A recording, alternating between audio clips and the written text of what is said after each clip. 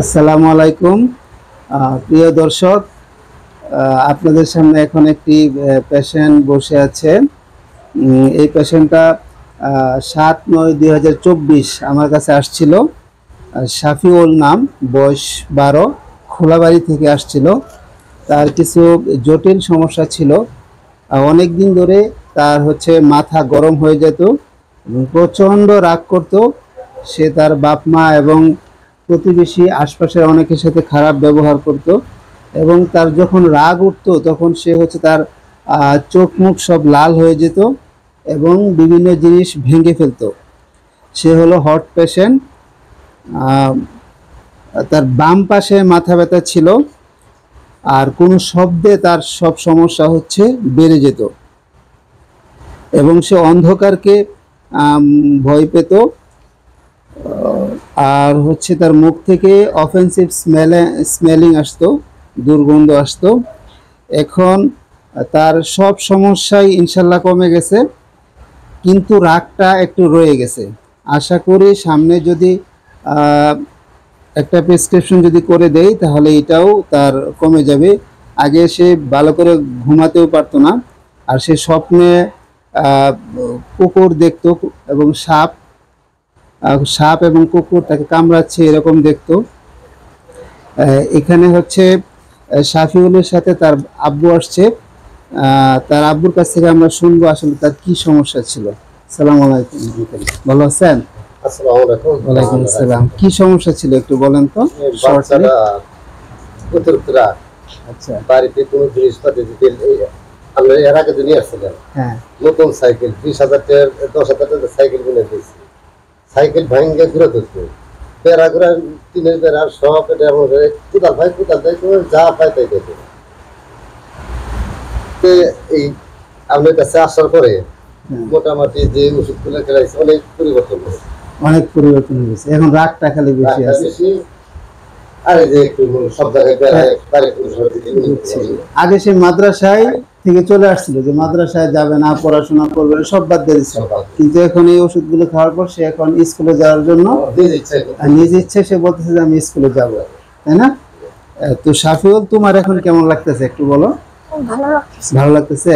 তোমার যে আগে যে সমস্যাগুলি ছিল, যে তোমার এই মাথা গরম হয়ে যেত, চোখ মুখ লাল হইতো, এখন কি অবস্থা? এখন কমছে। কমছে। এখন তো জিনিস ভাঙো না? ভাঙো, আলহামদুলিল্লাহ। আর মাথা ব্যথা আছে এখন? না। এই যে আগে শব্দ শুনলে সমস্যা বেড়ে যেত, এখন এইটাও তো নাই? না। আলহামদুলিল্লাহ, তাহলে তুমি অনেক ভালো আছো। হ্যাঁ, তুমি সবসময় আব্বু আম্মুর কথা শুনবা, কারণ পৃথিবীতে যারাই বড় হয়েছে প্রত্যেকে বাপ মার দোয়া লাগে। বাপ মার দোয়া ব্যতীত কেউ বড় হতে পারে না। বাপ মার সাথে কখনো বেয়াদবি করা যাবে না। তুমি তো এখনো ছোট, তুমি বুঝো না। তো এখন যেহেতু আমি বললাম, তার মানে এটা মনে করতে হবে যে এটা আমার ভালোর জন্যই বলছে, তাই না? তোমার বাপ মা কি চায় যে তুমি অনেক বড় হও এবং তারা যখন বৃদ্ধ হয়ে যাবে তখন তাদেরকে দেখাশোনা করবা, তাই তো? বাপ মা তো এটাই চায়। বাপ মা কখনো ছেলে মেয়ের খারাপ চায় না। খারাপ চায়? যদি খারাপ চাই তো তোমাকে আমার কাছে নিয়ে আসতো না, ঠিক আছে? এই যে তুমি 20,000 টাকার সাইকেল ভেঙে ফেলতা, আরো বিভিন্ন জিনিস ভেঙে ফেলতা, তোমার বাপ মা তো তোমার সাথে কখনো খুব খারাপ আচরণ করে নাই? করছেন খুব খারাপ আচরণ? খুব খারাপ আচরণ করেন নাই। আপনারা কি করছেন? ডাক্তারের কাছে নিয়ে আসছেন যে এটার একটা সলিউশন দরকার, সমাধান দরকার, তাই তো? তো আপনারা সমাধান পেয়েছেন আশা করি। বাকি যেটুকু রয়েছে এটাও আপনারা পাবেন ইনশাল্লাহ। হ্যাঁ, সেইটাই। হ্যাঁ, আমার জন্য দোয়া করবেন, সেটাই আমি দোয়াটাই চাই আসলে। হ্যাঁ, তো শাফিউল,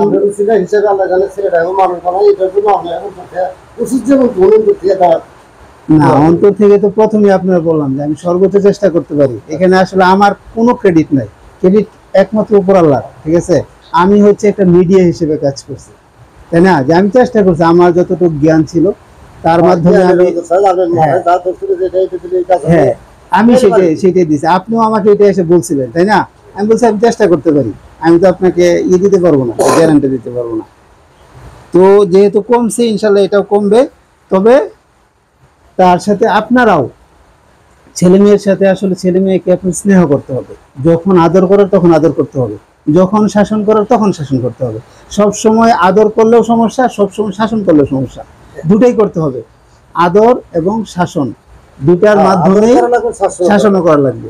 সে যখন বেয়াদবি করবে তখন তাকে শাসন করবেন, সে যখন আপনার ভালো একটা কাজ করবে তখন তাকে আপনারা বাহাবা দিবেন, ঠিক আছে? আপনি যে কাজই করেন বা দেখেন, আমি স্ত্রীর কাজ করে দিই। আচ্ছা আচ্ছা, আমার এই ব্যাপারটা যদি কোনো জায়গায় যা বাইরে ঠিক হবে, এটা পারবে। এই নেতার শক্তিটা খুবই ভালো।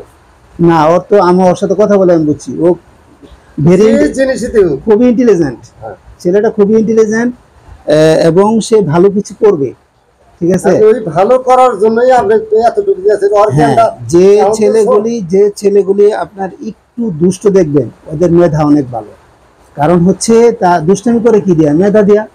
এখন এই মেধাটা সে যদি ভালো কাজে লাগাতে পারে তাহলে তো সে ভালো দিক থেকে আগায় যাবে, আর যদি এই মেধাটা সে খারাপ দিকে কাজে লাগায় তা খারাপ দিকে আগায় যাবে। তাহলে তার এই মেধাটা যদি সে ভালোভাবে কাজে লাগাতে পারে, আপনাদের যেরকম ভূমিকা আছে তারও কিছুটা আছে। এই জন্য বললাম তাকে আদরও করতে হবে, আবার শাসনও করতে হবে। যখন শাসন করার প্রয়োজন শাসন করবেন, যখন আদর করার প্রয়োজন তখন আদর করবেন, ঠিক আছে? তাহলে সে ভালো কিছু করবে। তাহলে ভালো থাকবেন, তুমি ভালো থাকবে। হ্যাঁ, আমি দোয়া করি তুমি সুস্থ হয়ে যাও, সুস্থ হয়ে আবার সেই স্কুলে যাবা বা মাদ্রাসায় যাবা, ভালো কিছু করবা। একদিন যাতে শুনি যে এই শাফিউল অনেক বড় হয়েছে, ঠিক আছে, বাপ মার মুখ উজ্জ্বল করছে, ঠিক আছে? আসসালামু আলাইকুম।